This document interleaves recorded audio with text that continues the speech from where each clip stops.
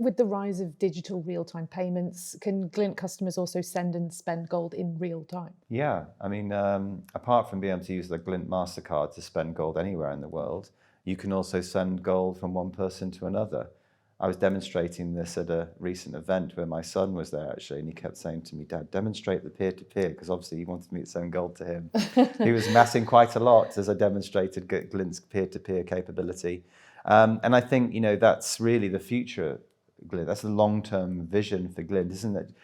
The MasterCard gives immediate utility to being able to use gold as money. And I always say, I know a little bit about the first transaction that ever happened with one of our customers. That it was at a service station. I think it was the Westmoreland service station on the motorway near the Lake District, and he bought some groceries at that service station, and he paid with gold, and that gives immediate utility to it. But that's using a payments mechanism inside the existing financial system and banking system.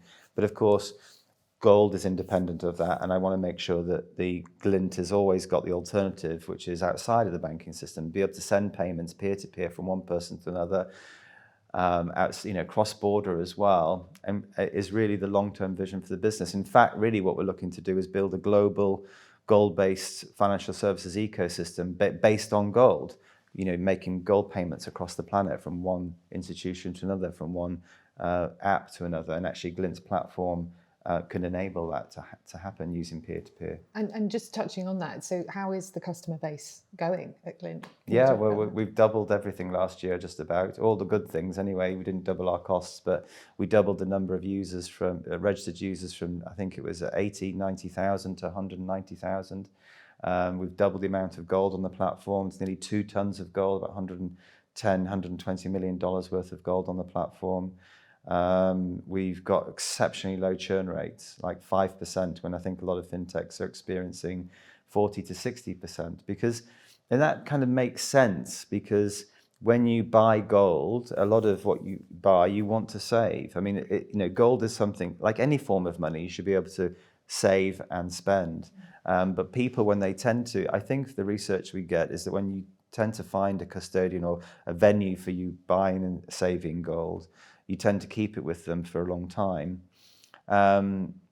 And I think we only attract customers because A, we're attracting people who've never bought it before, or B, we've got this once in a lifetime innovation, which makes people move to us, really. So, yeah, I mean, the revenues are up, and yeah, very, very pleased with last year, and it's looking good for 2023 into the future. Great. And can you talk a little bit more about the vision for that, the vision of the role it will play in the fintech industry? Yeah, I think I touched on it before.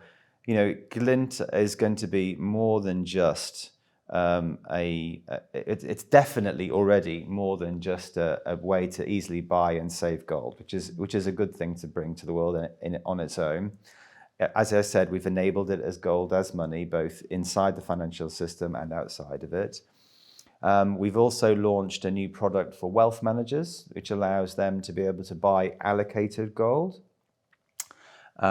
which is real physical gold, not paper gold that you get in other venues, or gold that isn't even owned by you. Or, sometimes when you buy gold, you buy a share in a fund that may or may not be backed by gold, or you might be buying a token that has some claim on gold, or you buy gold that's called unallocated, which means it can be lent out, and when the music stops, it's not there. With Glint, you're buying the real physical metal. So that's called allocated gold. So the wealth managers like the ability to be able to buy that. And also we're bringing unprecedented liquidity on their portfolio. It means that their customers, who tend to be asset rich and cash poor, don't have to ring up the wealth manager every time they want some liquidity, every time they want some cash. They can simply use their Glint account to get that. And the next time the wealth manager balances their portfolio, they'll see their gold positions down, they'll simply put some more money in and buy some more gold. So that's a disruption with the wealth management product. So a retail product for our consumers, a kind of increasingly gold-based alternative to a bank, the wealth management portal. But as I said, our back-end system is gradually becoming what I call platform. And with APIs, we're already talking to some very big financial institutions about integrating our product with theirs so they can offer the Glint experience to their customers. And I'd like to think that could expand exponentially, to all kinds of things around the world.